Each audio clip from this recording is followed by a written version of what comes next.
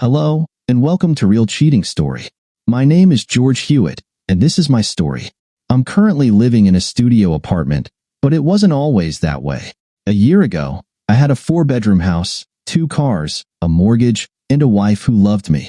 My wife, Pat, and I had been married for 4 years and were planning to start a family when we managed to save a bit more money so she could quit her job and stay home with the baby.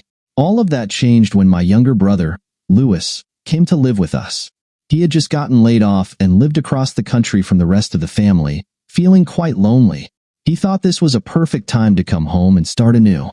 Louis didn't have much money, having only been working a few years and always being a little loose with his finances. Not wanting to move back in with our parents, he asked if he could stay with Pat and me until he found a job and an apartment. I asked Pat about it, and she was enthusiastic about having Louis live with us. She had always liked him and thought he was funny, and since we had the extra bedrooms, it was no problem. I appreciated her understanding, and the deal was made. A month later, Louis moved in. He was very grateful for our hospitality and promised not to disrupt our lives too much. The routine around the house changed a bit, but for the most part, it was for the better. Louis helped around the house and in the yard when he wasn't job hunting, making things easier for Pat and me. He even cooked occasionally, which Pat really appreciated. We spent our evenings watching TV, movies, or playing games, and it was nice to have my brother home again.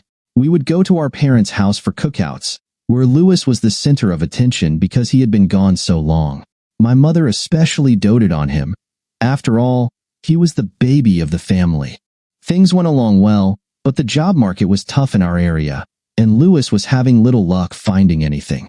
He felt the need to contribute more, as it seemed his stay with us would be longer than he had first hoped. He volunteered to take over all the outside chores and even helped with housework, which was helpful for me as I was involved with a project that was taking up more of my time than I liked. One night, I was sitting with my brother in the living room watching TV while Pat was out with some friends. It was just the two of us. "Louis, how's the job hunting going?" I asked, realizing it had been a while since we had talked. "I've got a lot of resumes out that I need to follow up on in a few days, but so far, no luck," Louis sighed, taking a sip of his soda. "I hear you, bro. The job market is tough right now, but you've got a good track record and a positive attitude. I'm sure you'll get that interview soon," I reassured him. I took a sip of my soda as well. "Any luck on the dating front?" Louis looked at me incredulously. "What dating front? I'm working when I'm not on interviews or at the library, and at night. I'm home with you and Pat. The only action I'm getting is from Mary Palm and her 5 sisters," he chuckled sadly. "You don't have to hang out here every night, you know? You should get out and meet people. Networking could help you in more ways than one." "Maybe I will. I'll have to look into groups in my field. Who knows, maybe I'll meet someone interesting too," he replied. Having my brother around did cut into our personal time together, but not too badly. We were never a couple to be spontaneous everywhere in the house, but we had enjoyed our time together and had found ways to maintain intimacy, especially on weekends. However, after Louis had been with us for 6 months, our frequency of intimacy had noticeably declined. Between the extra work I had been doing and the decrease in our personal time, I felt frustrated. So, I decided to make a change and booked a reservation at a bed and breakfast we had visited about a year ago for the upcoming weekend. I wanted it to be a surprise romantic getaway, but things didn't go as planned. "You did what?" Pat asked, incredulous. "I made reservations for Friday and Saturday night at our favorite bed and breakfast. We've been neglecting ourselves too long. We need a weekend away to recharge our batteries," I said enthusiastically. "Well, I wish you'd checked with me first because I can't go this weekend," Pat said heatedly. "If you'd listen when I talk, you'd know that I'm already committed to helping your mother with her yard sale all weekend. I'll call my mother and explain the situation. She'll understand," I said, trying to calm her down. "No, she won't. This is the neighborhood sale, and she's been planning this for months. She asked Louis to help too, so there's no way I can get out of it." "You take the cake, George," she replied with frustration before getting up and leaving the room, leaving me stunned. I quickly called and canceled the reservation. Luckily, it was early enough that I wouldn't incur any charges. After this little argument, our intimacy really dwindled. It seemed like I could do nothing right. If I wasn't working too much, I wasn't helping around the house and letting poor Lewis do all the work. I was baffled. Why was Pat acting this way? She knew I was focused on a big project at work that required a lot of overtime. And she also knew Lewis had volunteered to help out as a way of contributing while staying with us. I didn't like her attitude, so I confronted her. "What's your problem, Pat? You know I don't want to be working these kinds of hours. Lewis volunteered to help because we're not charging him rent. What's really bothering you?" "I don't have a problem, George. It's clear what's important to you, and it isn't me. We both have to work to pay for this house. Are you telling me you'd rather I quit my job?" She shot back. "No, I just want you to stop working so much. We never get to go anywhere anymore." "Well, whose fault is that? You're the one who couldn't disappoint my mother when I had planned a romantic weekend."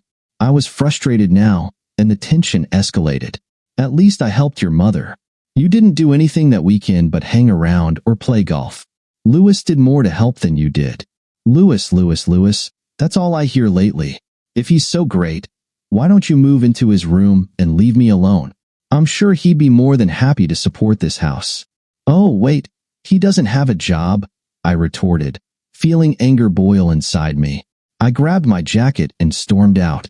"I'm going out," I declared, slamming the door behind me. I drove to a local sports bar, nursing a beer while half-heartedly watching a basketball game. As I sat there, replaying the argument in my mind, I reflected on how we had both said things we might regret. I couldn't help but wonder why she was being so defensive and supportive of Lewis. For a moment, a troubling thought crossed my mind. Was she having an affair with him? I quickly dismissed the idea. I loved my brother, and he would never betray me like that. I didn't think Pat would either, but her attitude and the lack of intimacy lately made me uneasy. I knew I was frustrated, and I could only assume she was too. I contemplated whether she was feeling so discontent that she might seek solace elsewhere. But I had no real evidence to suspect anything was wrong, and I certainly wasn't going to hire someone to follow her based on mere suspicion. I did have a small voice-activated tape recorder that I could hide somewhere discreetly. I decided to start in the bedroom. If I didn't pick up anything after a week, I'd move it around the house. With a plan in mind, I finished my beer and headed home. I walked into the house quietly, hoping not to disturb anyone if they were asleep. The bedroom door wasn't locked, so I crept in as silently as possible, undressed, and slid into bed, turning away from Pat as I settled in for the night. Just as I began to drift off, I felt her hand on my shoulder. "George," she whispered. "Yes?" I responded cautiously. "I'm sorry, honey. I've been a real pain to you, and I don't know why you put up with me," she said softly, stroking my shoulder and back. "I love you, Pat. That's why. I'm sorry too. I've been working too hard and may have neglected you," I replied as I turned to face her. As soon as I turned over, she came into my arms, and we embraced tenderly. After a passionate moment together, we laid beside each other. "Wow, Pat, that was the best we've had in a long time," I said, kissing her gently. "Maybe we should argue more often," I teased. "No way. I hate fighting with you, George." "I'm really sorry, baby. Can you forgive me?" "Of course, honey. I hate fighting with you too." I kissed her on the nose again and flopped onto my back, pulling her into my arms. She laid her head on my chest, and we enjoyed the quiet moments together. I kissed her head and was surprised to find that she had already fallen asleep. I closed my eyes, allowing sleep to take me as well. The next morning, I felt foolish for having doubted Pat. We had just fallen into a rut, both frustrated and taking it out on each other. I promised myself not to be a jerk again. I turned over to watch her sleeping. She was beautiful, shoulder-length sandy blonde hair, green eyes, and a pleasing, curvy figure. "Hi, baby," Pat said with a smile as she opened her eyes.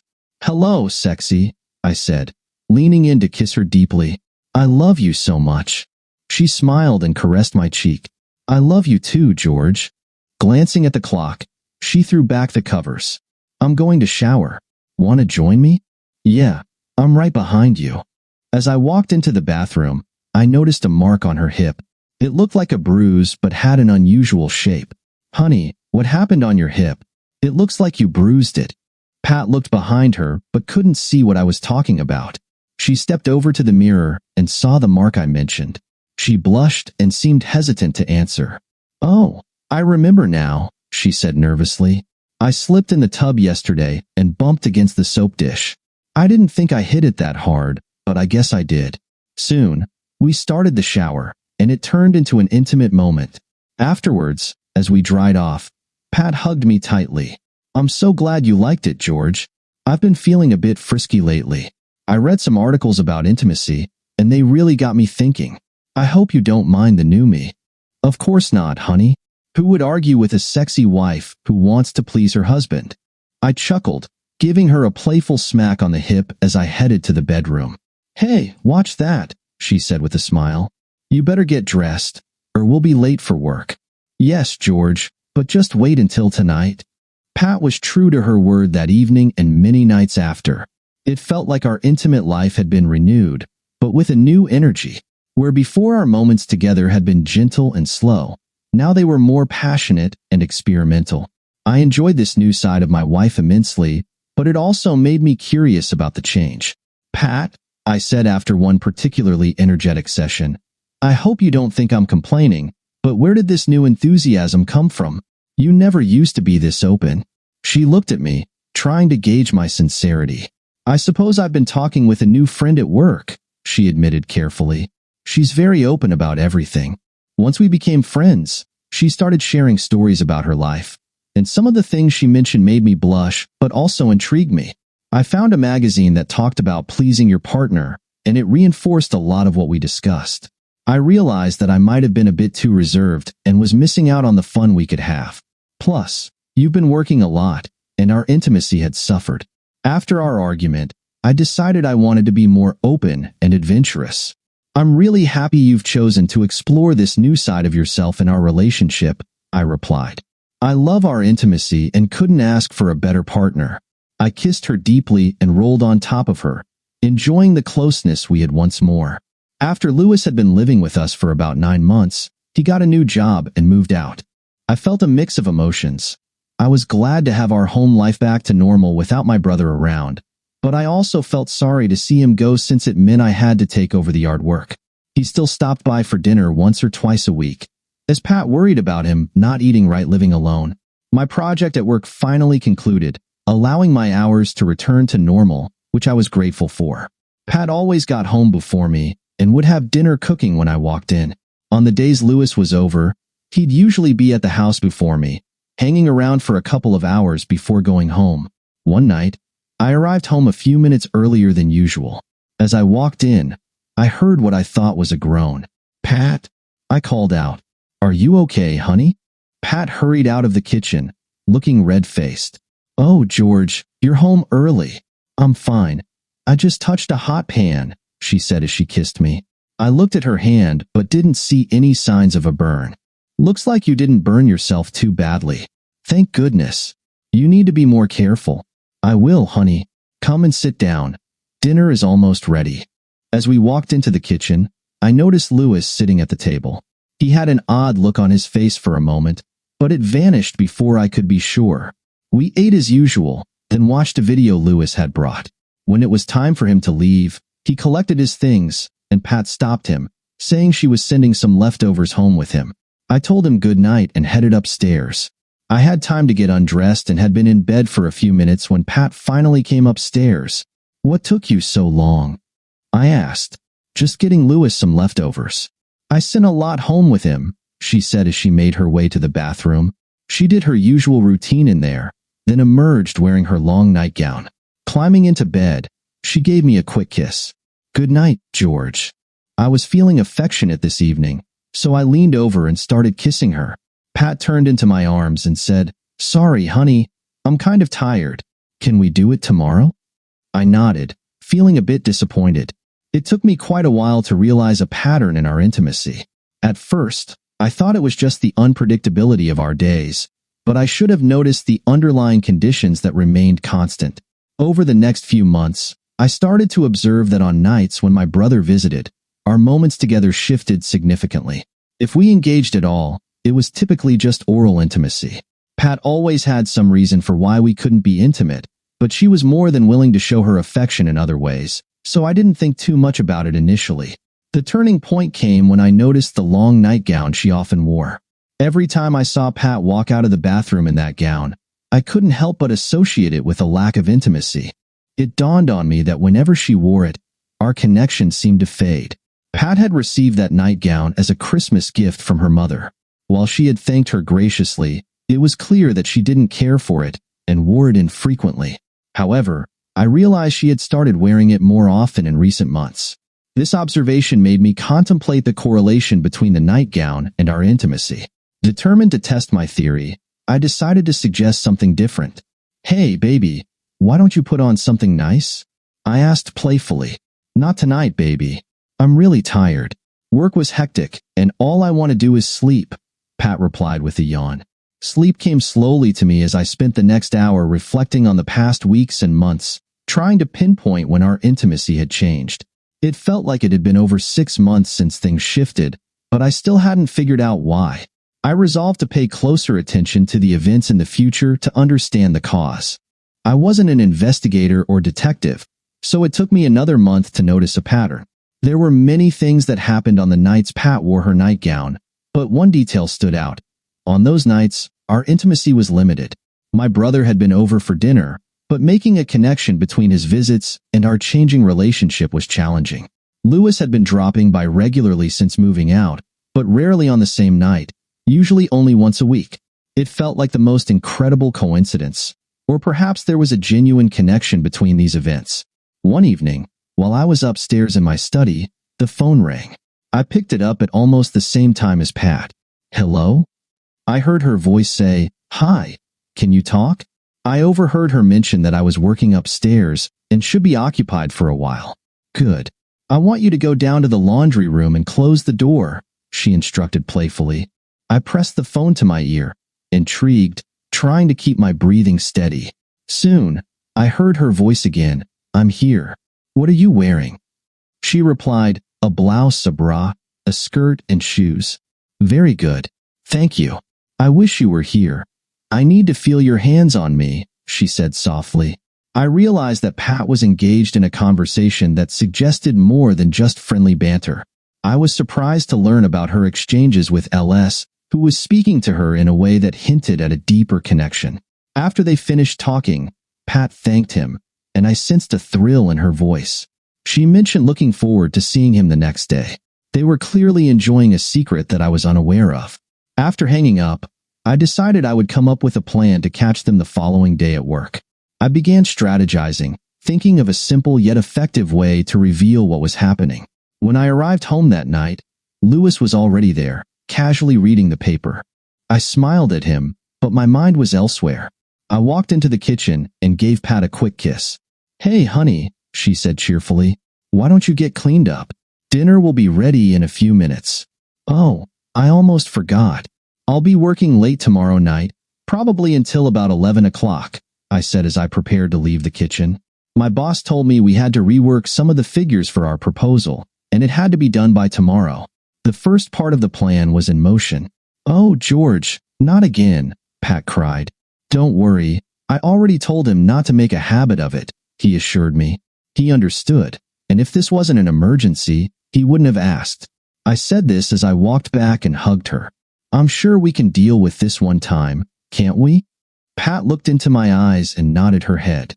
"Yeah, I suppose." She pulled out of my arms and returned to her cooking. "Go wash up now. I'm going to put the food on the table." "Yes, ma'am," I said as I hurried to the bathroom. During supper, I mentioned having to work late tomorrow to Lewis. I carefully watched his reaction, but I had to give him credit. There was no outward sign that this was good news. I wanted to make sure, so I put the second part of the plan into play. "Lewis, I'd like to ask you a favor," I said, putting down my fork. "What's that, bro?" Lewis asked. "I was wondering if you don't have anything going on tomorrow.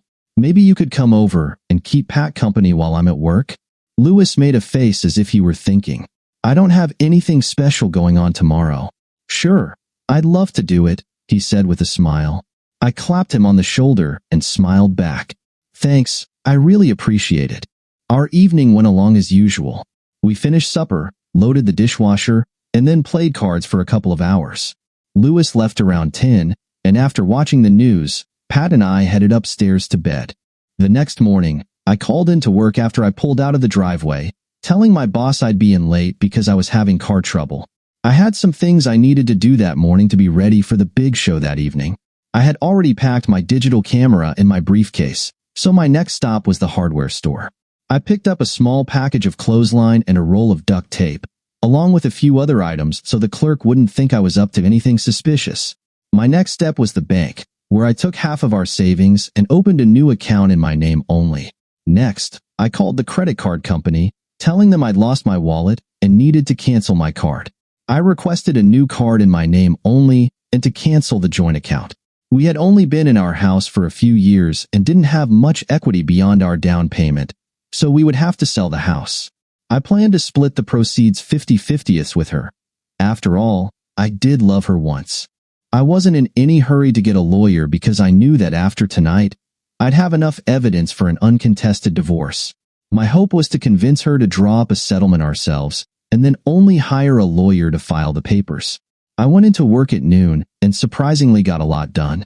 I left at my usual time and hit a restaurant near work for supper. I wanted it to be dark when I got home, so I hung out at the mall for a while. As the sun was setting, I headed out. As I neared my house, I saw that the only lights on were those upstairs in our bedroom. It looked like they had taken the bait. I pulled into my driveway, shutting off the engine and coasting in so I wouldn't draw attention. I closed the door partway and then pushed it closed with my hip. I had my bag containing the camera, rope, and duct tape in a cloth bag to avoid making any noise. I opened the door carefully and slipped inside, taking off my shoes as I started climbing the stairs. Our bedroom was not in direct line of sight with the stairs, so no one saw me, but I climbed slowly, keeping my ears peeled for any sign of them. As I reached the top of the stairs, I could hear voices coming from the master bedroom. I crept silently to the door and paused, overhearing a conversation. It was good of old George to invite me over tonight to keep you company, wasn't it? LS said happily. Yes, master, it was a real surprise, but I'm not complaining. I can't get enough of you, Pat responded. I miss serving you. If you miss me so much, why don't you leave George? LS asked. I'd love to be with you always, but I love George too much. I don't think I could handle our relationship 24/7. As much as I enjoy being with you, I couldn't give up my life with George. How can you love George and still give yourself to me? LS asked curiously. It's because you opened my eyes to this part of me that I want to explore further. I couldn't do this with George. He'd think I was strange. But you made me aware of this side of me. George hasn't complained about my newfound freedom, but I don't think he'd understand my desire for something different. Does that answer your question? Yeah, I guess it does. We do things for each other that no one else will do. I want this to continue for as long as possible. Do you think George suspects anything? I was eager to hear the response. God, I don't think so. I hope not. He divorced me in a heartbeat and probably left you in a difficult situation. She paused, then continued, No, George doesn't suspect. He was sleeping like a baby last night. Good. How about we go shower? I love spending time with you in the bathtub, Lewis said. Yes, master, Pat giggled. I heard the rustling of the bedclothes, and then the light turned on in the bathroom. I snuck into the bedroom and got my camera ready. With the light coming from the bathroom, I was able to stand slightly off to one side and still see everything very clearly. I started taking a few pictures as they got the shower started. Soon, they began to get cozy. It was time to let my loving brother know exactly what I thought about it. I snuck into the bathroom, but he must have sensed I was there. He started to turn just as my fist connected with the side of his head. He dropped like he'd been poleaxed, hitting his head on the tile floor as he landed. Pat, unaware of what had happened, groaned out her frustration. What happened, master? I leaned forward and grasped her hair, pulling her back until our gazes locked. Your master is receiving his due, I said, before guiding her head downwards, and she tumbled into the tub. She hurriedly moved away from me, her voice rising in a panic as she cried out for silence. I raised my voice, urging her to calm down, but she recoiled from me, trembling in the tub. I retrieved the bag where I had hastily set it down and pulled out 2 lengths of rope. I used one strap to bind Lewis's hands behind his back and the other to secure his feet. I retrieved the duct tape and applied a piece over his mouth, careful not to obstruct his nose. My intent was to keep him silent, not to harm him. I bent down and lifted his form over my shoulder, then picked up my bag and tucked it into my pocket. I turned to face my soon-to-be ex-wife and said, "I have to show you how your master seeks your attention." I took them to the bedroom and confronted my soon-to-be ex-brother. "Say my name. Call me your master." I continued to assert my dominance, making it clear who was in control. I looked at Pat and said, "You wanted a dominating man. Look at what you chose. This situation disgusts me. Pat, get dressed and pack your things. Once I've dealt with him, he'll be back for you."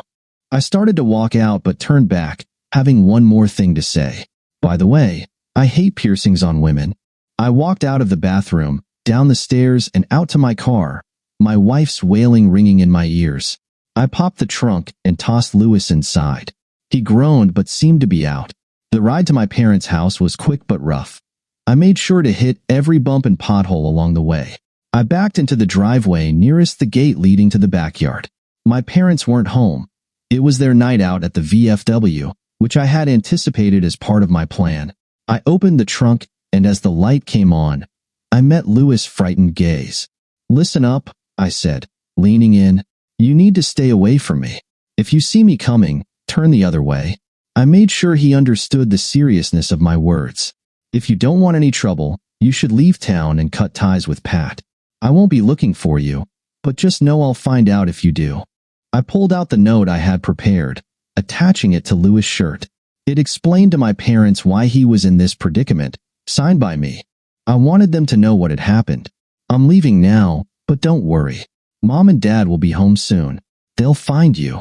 As I headed home, I debated whether to say more, but I decided against it. When I arrived, I found Pat sitting in the living room, her bags by the door. I grabbed the 2 suitcases and said, "Let's go. We've got a long drive ahead." Pat ran by me, her eyes wide with fear, as she hurried to the car after putting her bags in the trunk. I climbed in and took off without a word. "Where are we going?" Pat asked nervously. "Your parents' house." "No, not there," she cried. "Shut up," I replied tersely, not wanting to hear her objections. Pat cowered against the door, trying to put as much distance between us as possible. The drive was quiet except for her sniffles and occasional cries. I was fuming the whole time, and her crying was doing nothing to calm me down. "Would you stop crying? It's getting on my nerves, and you really don't want to irritate me more than I already am." She either stopped or cried silently, for which I was grateful. 15 minutes later, I pulled into her parents' driveway. I turned in my seat and glared at my soon-to-be ex-wife. "Let's go. Time to wake good old Mom and Dad." I grabbed the suitcases, dumped them on the porch, and leaned on the doorbell. It didn't take long for the door to swing open, revealing her father, with her mother close behind. Both were in their pajamas. "George, what the hell are you doing? Why are you ringing the doorbell at this time of night?" he asked angrily. "Ask her. She knows the reason we're here." I pointed my thumb over my shoulder at Pat. "What is this all about?" her father asked, confused. Pat's head hung low, refusing to meet her father's eyes. I was getting impatient. "You'd better tell him right now, or I will.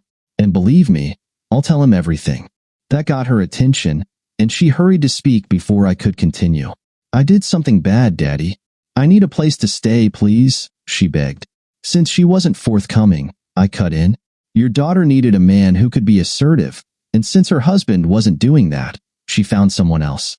Today, I caught her with that man, who happened to be my own brother. I really wanted to teach her a lesson, but I won't spend time in jail for it. Just keep her here until she figures things out." Before her dad could ask anything more, I was already halfway down the walk. "Good night, folks," I called over my shoulder as I climbed into the car and drove off. By the time I got back home, it was 2 a.m., and I was exhausted. I stripped off my clothes and collapsed on the bed in the spare room. Tomorrow, I had a lot to do. First among them was to throw out the bed in the master bedroom. For now, all I needed was sleep. I slept fitfully, plagued by dreams of Lewis and Pat together, causing me to wake up in cold sweats. Finally, around 7 o'clock, I gave up and went downstairs to make some coffee. The coffee helped, as did some toast, but that was all I could keep down. I chuckled sadly, thinking I needed to lose some weight, and it looked like I was going to start doing that now. I sat drinking coffee until the pot was empty, then headed upstairs to shower, clean up, and shave. I was getting ready to get rid of the bedroom furniture when the phone rang. "George, what have you done?" "George, Mom, what are you talking about? Why did you do that to your brother?" "I want an answer now." I was annoyed that my ex-brother hadn't told my parents the reason for my actions. "I'll be right over, Mom." I hung up before she could reply. The trip to my parents' house took less time than it should have, as I broke nearly every traffic law along the way. I was out of the car and in the house in seconds. "Where is he? Where is that guy?" I hollered. "George," my mother yelled. "Stop that yelling. I'm not deaf. Who are you looking for?" "That no-good ex-brother of mine. Where is he?" "He's still at the hospital with your father." "Damn, I wanted to confront him." "Don't you think you've done enough already?" she asked pointedly. "Why did you do it, George? Answer me." "I haven't done nearly enough to him, not yet. I gave him a chance to come clean last night, and it's obvious he avoided telling you what he's done. Now it's my turn to make him tell you. You will not touch him, George. I will not have you terrorizing him. If you have something to say, you'd better say it, or you can leave." "Want to know why I did it? Okay, I'll tell you. I caught Lewis and Pat in my bed last night, and it wasn't the first time. I was shaking with anger as I spoke.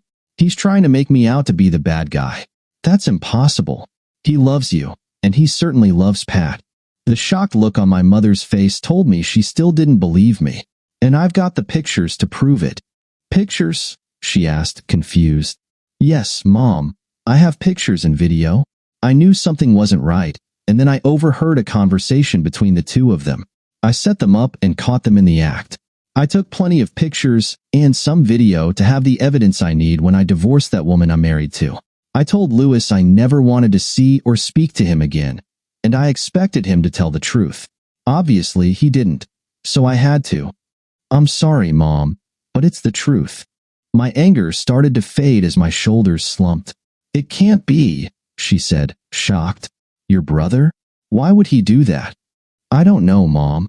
All I know is that he did. I let him stay in my home, and this is how he repays me. I don't know how long they've been together, but it's been at least 6 months, probably more. I trusted him, Mom. I trusted him." "Oh, George, I'm so sorry, son." She hugged me, and I lost it. I cried on her shoulder for everything I'd lost. My wife, my marriage, and my brother. We stayed that way for several minutes, her rubbing my back and whispering her love for me. She directed me to the kitchen, where she got me a cup of coffee. I sipped my drink silently, staring into the cup. She waited patiently for me to calm down, patting my hand and sighing heavily, knowing she could do nothing to ease my pain. Finally, once the cup was empty, I felt calm enough to continue. "Sorry about that, Mom," I said, embarrassed. "Don't be silly, George. You needed to get that out. Obviously, I'm just sorry you had to go through that." She paused, uncertain whether to ask what was on her mind. "So, what are you going to do? What about you and Pat?" "I took Pat to her parents' place last night. I'm going to divorce her," I said seriously. "Divorce? Are you sure, George?" "Pat loves you," she said emphatically. "Yeah, right. Pat loves me, all right. She loves me so much that she's with my brother." "George, I will not have you using that kind of language, no matter how angry you are." "I'm sorry, Mom. It's just that every time I think about last night, I get so angry. I'll try not to swear." I was truly sorry. I had never used that kind of language in front of my parents. I can't abide what Pat has done. It's as simple as that. It was bad enough that she cheated on me, but to do it with a member of my family? That's unforgivable. "Speaking of your brother, what about him? He's family, George." "Not anymore. Not to me. My brother died last night. The brother I grew up with, the kid I protected from bullies, the kid who asked me to take him into my home, wouldn't do what he did to me. He proved to me that he's no longer the brother I knew. So he's dead to me. I never want to see or speak to him again." "George," she said, shocked. "I mean it, Mom. I told him last night, and I'm telling you now. If I see him again, I will confront him. The look on my face told her I was serious. But, George, he's family. Mom tried again. Not to me, he's not. Look, I understand he's your son, but so am I. I never want to see him again. I don't want to hear his name. If you can't do this for me, Mom, then you will have only one son. If he's here, I won't be. That's the bottom line. I rose from the table, kissed her on the cheek, and went home. When I got there, I cleaned out the bedroom. The bed was the first thing to go, but ultimately, I emptied the whole room. I called the Salvation Army and donated everything to them. Maybe someone would get some happiness out of it, as I certainly couldn't. I moved my things to the spare bedroom and put the remainder of Pat's belongings in garbage bags, storing them in the garage until she could come to get them. I went to the hardware store and bought new locks since I hadn't gotten Pat's keys last night. Having taken a week's vacation, being at work was not an issue, thank goodness, because I was pretty much useless for anything requiring mental sharpness. I called a buddy of mine who had gone through a divorce recently to get the name of his lawyer. He had done okay, or at least he didn't complain about his lawyer too much, so I thought I'd use the same one. I got the name and made an appointment for late that afternoon. I brought my pictures and video on a thumb drive, but also printed a few just in case. The lawyer told me that the evidence would probably make the divorce go easier since he was pretty sure Pat's lawyer wouldn't want that video shown in court. He said he'd have the papers drawn up the next day and have her served as soon as possible. The last detail was a deposit that drained my bank account, only pissing me off more. It felt unfair that I was paying for the fallout from my wife and brother's betrayal. By the time I returned from the lawyer's office, there were 10 messages on the machine. I figured some of them would be from Pat and the rest from people I didn't want to talk to anyway, so I ignored the flashing light but turned off the ringer on all the phones so I wouldn't be bothered. I opened some canned soup and settled down in front of the TV. I'm not a drinker, so I didn't get stinking drunk to forget. I tried to keep busy, but it was a losing cause. I watched a lot of TV, but I couldn't tell you one program that had been on since I had missed so much sleep the previous night. I didn't expect I'd get too much sleep that night either. I took a sleeping pill, the recommended dose, no more, and was blissfully asleep soon after lying down. But my dreams didn't allow for any rest. All I could dream about was Louis and Pat, laughing at me. I woke in a cold sweat a couple of times, but managed to get a few more hours in before I dragged myself to the shower to start another day. After 2 days of sulking around the house, I went back to work. I couldn't take just sitting around doing nothing but thinking. I found myself going over and over what I had done to make Pat and Louis treat me like this, and I got nowhere. I couldn't think of any reason that made sense. I had truly thought Pat would never cheat on me. No way. We were very happy, or so I thought. Why Louis did this was even more unfathomable. I had been his best friend since we were kids. I never thought he had any attraction to Pat beyond that of a beloved brother-in-law. What bothered me more than the betrayal was the fact that both the woman I loved and my own brother had let me down. That was something I couldn't forgive. I was confused by the nature of their betrayal. I suppose you never really know the complexities of your family. You don't discuss such things at the dinner table. Maybe Louis had seen something in Pat that suggested she'd be receptive to his advances. As much as I didn't want to know the details of their affair, I had seen and heard enough to last me a lifetime. Despite my curiosity, I wasn't ready to talk directly to Pat yet. She had left numerous messages on the machine, begging me to forgive her and expressing her regret, the usual things you hear from someone caught cheating. I called my mother and asked her to tell Pat that she could pick up the remainder of her clothes and things from the garage the coming Saturday, as I was planning to be away the whole day. Mom voiced her displeasure with me, but finally agreed to pass my message along. I left the house very early, at 6 a.m., to avoid any chance that Pat would be able to catch me at home. I returned well after midnight for the same reason, even driving past the house with the lights off to make sure no cars were in the driveway or garage. Thank God for wireless door openers. As I opened the back door, I noticed a note taped to the glass. Of course, it was from Pat. I had to give her credit for taking every opportunity to contact me. I tore the note off the glass, debating whether to read it or throw it in the garbage can. 3 months after that horrible night, I was finally calm enough to consider meeting with Pat. She had moved from her parents' home, as the commute to her job was too long, and had rented a studio apartment in the city, or so I'd heard from my mother. I understood why my mother kept in contact with Pat. She was the daughter my mother never had, and they had always gotten along very well. Mom was almost like a second mother to Pat. They were that close.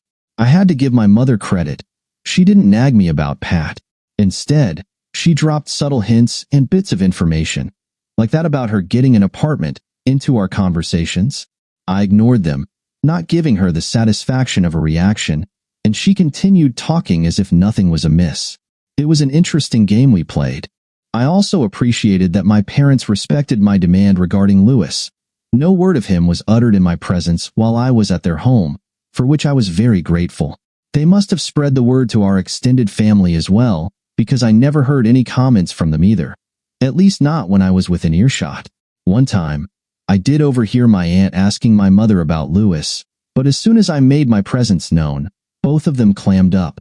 I smiled and said thanks as I passed through, letting them continue their conversation in peace. So it was that during one of my visits, as I was getting ready to leave, I asked my mother for a favor.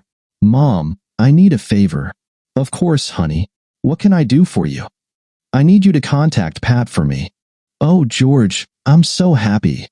"Hold on, Mom. I'm not taking her back. I've decided that I need to hear her out before the divorce becomes final. That's all. Despite what she's done, she deserves a chance to tell me why she did it. Ask her to meet me at the TGI Fridays on Lake Cook Road at 5 o'clock on Saturday. If she can't make it, ask her to leave a message on the machine." "TGI Fridays? You can't have a private conversation there. It's too loud," she said incredulously. "It's also very public. I don't want her going into the details of her affair with a bunch of families around. I just want to know why, not how. If she can't meet me where I want to meet, then to hell with her." I was starting to get upset again, which wasn't a good sign. "Calm down, honey. You don't have to get upset. I'm sure Pat will talk to you anywhere you want. She's not going to brag, George. She's very embarrassed about what she did. She apologized to me for driving a wedge between my sons, and I've forgiven her. I hope you can find a way to forgive her, too. You can forgive her all you want. I don't care. It depends on what she has to say to me. If she can't give me a reason that I can accept, then how can I forgive her? Even if I do forgive her, it's not going to make a difference to our marriage. It died that night, horribly, when I heard and saw what happened. It's not going to be resurrected. I know you don't want to hear that, Mom, but I'm not going to sugarcoat this. And I don't want you getting Pat's hopes up either.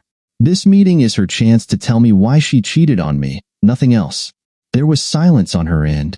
I knew it. "Mom, it's so easy to give a lecture when you're not the victim." "All right, George. When I talk to her, I'll tell her just what you said. I hope what she tells you will allow you to move on. I think you're doing the right thing. You two need to talk at least once before you end your marriage."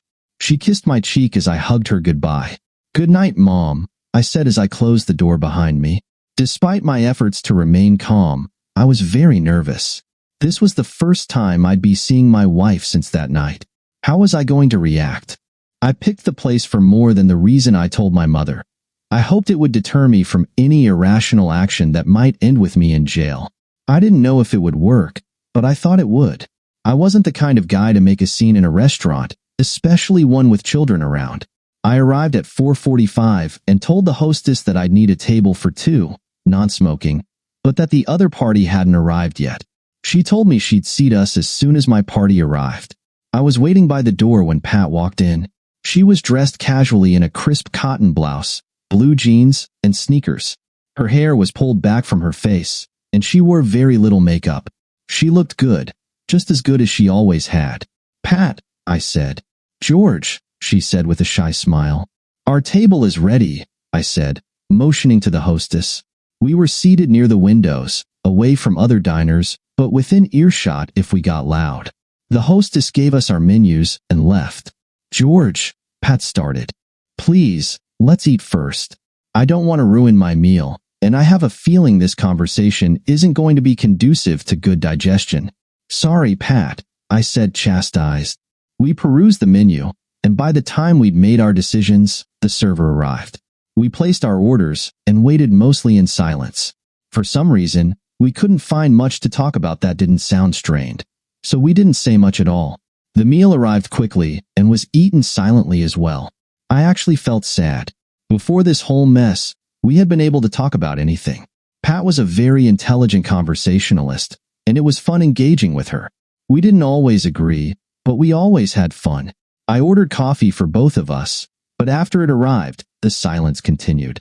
I suppose it was up to me to begin. Why did you cheat on my brother? I asked simply. Pat sighed deeply. She had known this moment was coming all evening, but it didn't make it any easier to start. I'm so sorry, George. I don't know what got into me. I know what, or who, got into you, I said, leaning close so she could hear me. I want to know why. Pat shrank back, tears in her eyes. I'm sorry, George.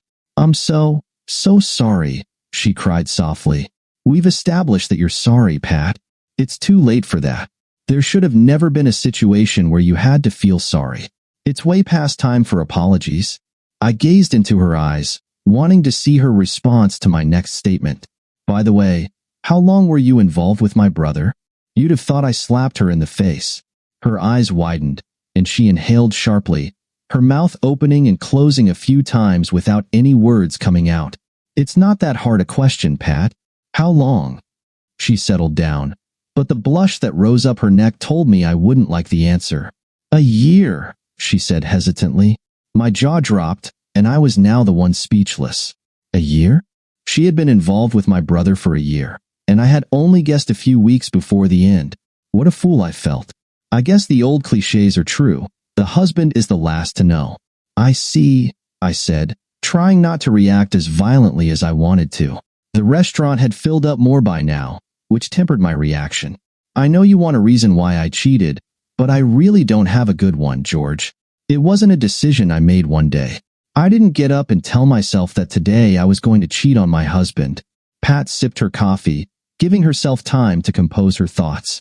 It was just innocent flirting at first.